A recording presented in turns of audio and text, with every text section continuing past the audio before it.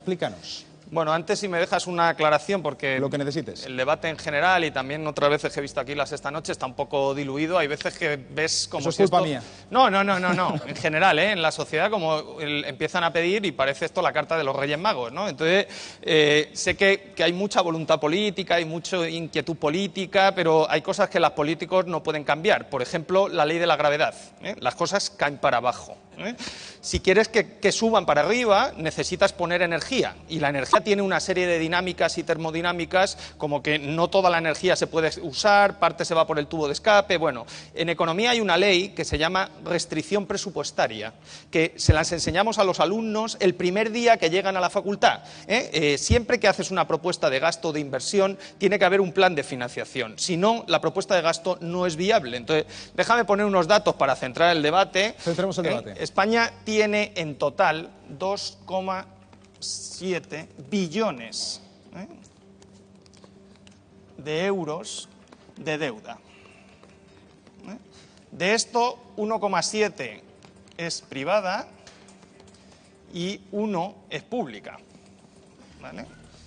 Y donde entra la complejidad, la mayor parte de esa deuda de 2,7, 1,7 está financiada con el exterior. Por lo tanto, es deuda externa que le debemos a los inversores internacionales.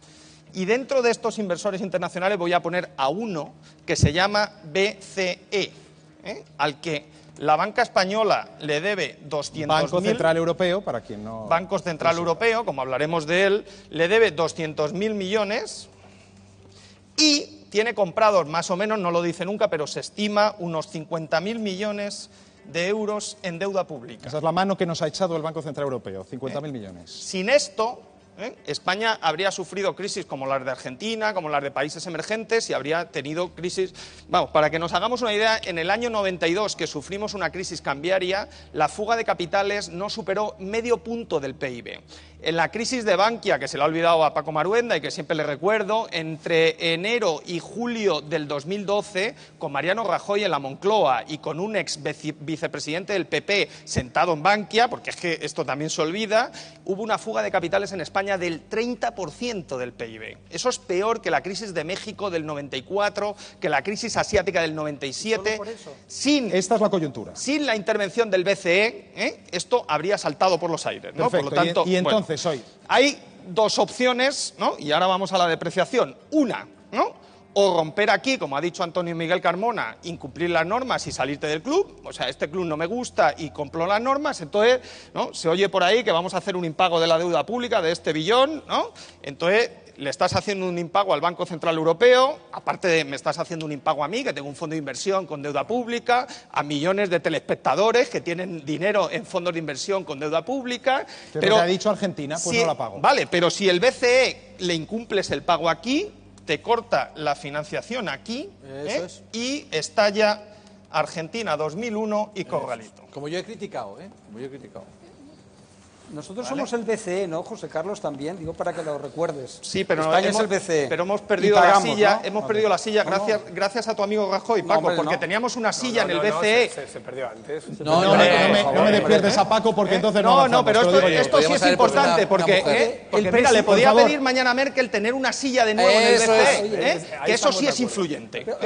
No tenemos a nadie con representación permanente en Frankfurt. ¿Pero quién la perdió? Con nacionalidad española. Guindos la perdió. Podía haber puesto una española. Podía haber puesto. ¿Y sabes de a quién me estoy refiriendo? Pero Pablo, que se perdió en mayo del 2012, que había que renovar la Ya silla. se había perdido, Zapatual había perdido. Presentaste no se os está entendiendo. A ver, José Carlos, presentaste a un Pablo abogado Casado del Estado, amigo de la señora Soraya Sáez de Santamaría, que no cumplía los requisitos para estar en un comité de gobierno de la abogado del política Estado. monetaria. Pero estaba ya repartido. Bueno, Pero vale, ¿cómo se puede presentar un abogado del Estado? ¿Os parece? Vamos a avanzar el debate. Ahora no es el momento, perdóname, Pablo. Hasta lo has reconocido tú, Antonio Miguel. Pablo, perdona, no es el momento de la mesa, es el momento del profesor, que es José Carlos Díez. Y la crisis de Cataluña, muy ahora breve. ahora Cataluña se lo Caixa, recordamos. presidida por un vicepresidente Es socialista. imposible, es imposible. El mayor Paco, por favor. agujero ha sido Cataluña Caixa. Bankia se va a recuperar casi todo. Paco, Y tú lo sabes. El agujero no sé. Hagamos Escuchamos la trampas. explicación, Paco. Hagamos Haz trampas. pesas, haz lo que quieras, pero un segundo de calma, por favor. José Carlos, por lo tanto, terminemos y vamos a ver el decálogo del Esto es PSOE una enseguida. opción. Y otra opción es, vamos a seguir en el club,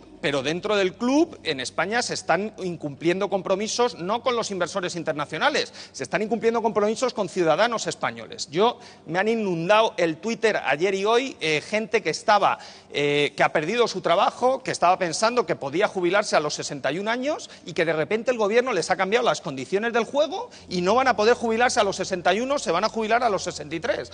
Eso es un default, igual que el que se está planteando para hacer a los inversores. Pero no es exactamente el debate que pedimos ahora. Entonces, hoy Pedro Sánchez, por favor, José Carlos, hoy Pedro Sánchez propone 10 medidas, vamos a ir viéndolas. Entre hacer el impago directamente, incumplir las normas y hacer todo lo que hace Angela Merkel, incumplir los compromisos con los ciudadanos, habrá un punto intermedio.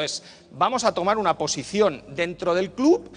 Nosotros no somos igual que Alemania, ni en población, ni en peso político, ni, como habéis dicho, vamos a poner algunos datos, ¿no?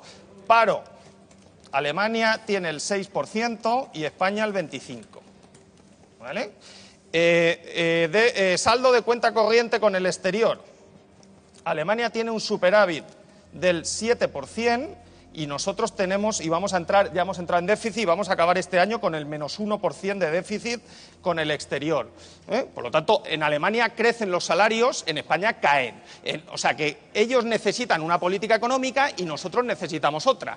¿Cuál es el problema de la deuda? Que estas deudas se tienen que pagar y cada mes hay gente en España, empresas y familias y el propio Estado, que tiene que devolver las deudas. Como sigues teniendo déficit, te tienes que seguir financiando. Por lo tanto, la clave es crecer mucho, ¿no? Y hacer que los crecimientos de los ingresos crezcan más que lo que pagas de intereses. Venga. Eso no está pasando en España. Entonces, depreciación del euro, porque esto es tu receta. Vamos a la receta de Pedro Sánchez. Como tienes a las familias, a las empresas altamente endeudadas y parte de lo que generan de PIB lo tienen que devolver de deuda anterior, que es lo que está pasando, el crecimiento de una economía así, ¿no?, de España, de cualquier economía en el mundo, tiene que venir por el exterior. Nuestras empresas tienen que ir a buscar fuera y encontrar la demanda fuera. Cuando tú sales a competir fuera, salvo en el caso del euro, fuera del euro hay más competencia, compites en dólares. Hay una moneda de reserva mundial y nosotros competimos en Brasil, en Rusia, con otros países que compiten en otras monedas. Desde el año pasado a hay una crisis en países emergentes. El rublo ruso se ha depreciado un 50% contra el euro. El real brasileño se ha depreciado un 30%. Resumen, para que la gente lo entienda. El euro es la moneda más cara. No, los trabajadores de empresas españolas exportadoras, sin haber cambiado nada sus condiciones ni sus salarios, en dólares, sus salarios se han encarecido un 50% en Rusia. Pero para que la gente lo entienda un poquito mejor. Alguien que se va de vacaciones a Nueva York este verano, un segundo, José Carlos, y dice, yo con 100 euros, ¿cuántas cosas puedo comprar? Puedo comprar muchas más que España. Que en España. Sí. Claro, esa es la explicación de por qué el dólar está más bajo y se pueden comprar más cosas allí. Pero si eres una empresa que va a vender productos a Nueva York, hay otro país que lo vende más barato y tú no colocas el producto. Por lo tanto, hay dos opciones. Esa sería la opción, depreciar Hay dos opciones. Una, o pedimos depreciar el euro, ¿no? O dos, no depreciamos el euro y tenemos que bajar más los salarios. ¿Cómo se deprecia el euro para que la gente lo entienda? Bueno, pues yo quiero que mi euro sea más barato. Vale, ¿y mañana qué hago? Va a haber medidas a continuación, si quieres pasamos, porque la segunda medida es la medida para depreciar el euro. Medida que es un giro de 180 grados, es cambiar el Banco Central Europeo. Para que parezca que el señor Pedro Sánchez parece un astronauta, claro, ha hecho un doctorado en economía, que en una crisis de deuda ayuda, no es infalible, no tenemos la solución para todo, pero ayuda. El presidente de Airbus, la mayor empresa europea que fabrica los aviones en los que viajamos, ha pedido una depreciación del euro y bajar el euro a 1,20. O sea, no es el señor Pedro Sánchez o el señor José Carlos Díez, son las empresas que compiten en el exterior las que están pidiendo la depreciación. Segundo punto importante, el BCE tiene un pilar, que es que los precios no se muevan mucho, en torno al 2% de IPC. Y llega Pedro Sánchez y le dice, no, hay que poner un segundo pilar, tiene que ser un banco más político y tiene que preocuparse de esto, del empleo, ¿no? Yo no creo que sea un banco más político. La Reserva Federal tiene dos pilares, uno el pleno empleo y otro la inflación, y tiene las mismas relaciones con el Congreso, tiene la misma transparencia y tiene mejores economistas. El señor Bernanke y la señora Janet Yellen tienen muchas más publicaciones y más prestigio académico que el señor Draghi. Por ejemplo, un economista europeo que tiene el mismo prestigio que Bernanke o que Janet Yellen, que se llama Paul de Grof, un economista belga, fue propuesto por Bélgica para ser vicepresidente del BCE. El lobby del BCE y el lobby del circuito Eurogrupo le bloquearon. ¿Por qué? Porque si hubiera ido, les había dicho que su política monetaria era equivocada, evidentemente. Ese señor que ha escrito el manual que explicamos en la universidad también pide cambiar los estatutos del BCE. ¿Por qué? Cuando la fase del ciclo va muy expansiva y la economía crece mucho, la tasa de paro baja y empieza a subir la inflación y hay tensiones inflacionistas. Por lo tanto, el Banco Central se preocupa de la inflación, ¿no? Tiene la tasa de paro baja. Cuando llega la recesión, la tasa de paro sube y la inflación modera. Por lo tanto, el Banco Central deja la inflación y se preocupa de la tasa de paro. Eso es lo que hace la Reserva Federal. En una depresión, la tasa de paro se dispara. Por lo tanto, la inflación, que llevan amenazando y diciendo que iba a haber riesgos de inflación, la inflación en Alemania, que es un país que va muy bien, ¿no? Que crece un 1% con los tipos de interés al cero de su Banco Central, o sea, ¿no? Los tipos de interés son como el salto de altura, ¿no? Si a mí me ponen el salto de altura medio metro... Nos vamos a hacer las Olimpiadas enteras. Salta mi abuela también, claro, si pones el salto de altura de tipos de interés al 10, ¿no? Saltan 10, ¿no? Claro. Entonces, con el salto de altura a 0,5 salta Merkel, hace así, ¿no? Y hace que crece, pero crece al 1, ¿eh?